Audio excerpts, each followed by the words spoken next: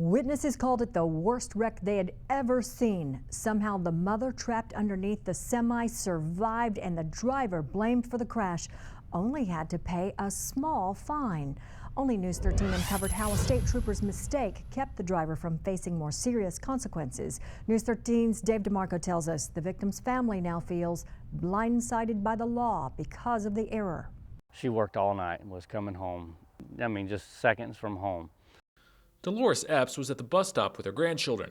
She watched a black Honda Civic drive by on South Buck Hill Road. She can still hear the sound she heard next. It was so loud, and one of the boys said, it sounded like a bomb. A semi loaded with sand coming down the hill swerved after hitting the front end of the Civic and rolled over on a silver SUV, seemingly crushing everyone inside. I don't see anybody walk away from that. Epps went to the scene and learned her daughter, Deandra Everidge, was inside the SUV. With the way it looked, I didn't think that she would have survived it, period. They didn't really give us any hope.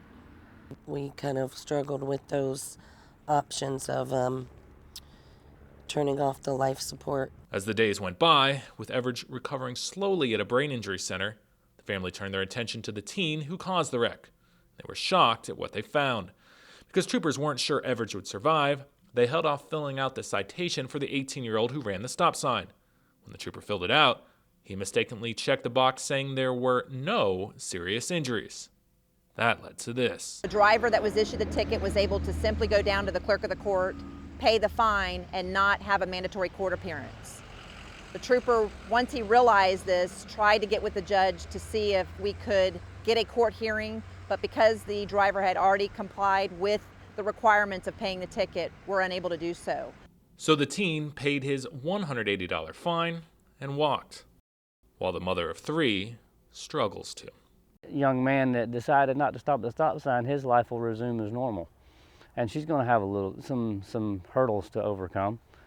And, it just doesn't seem fair. And that kid will never learn. He won't learn to do better if he's not made accountable for what he did. If it was mine, he would be made to face that family. He would be made to see what he's done to her.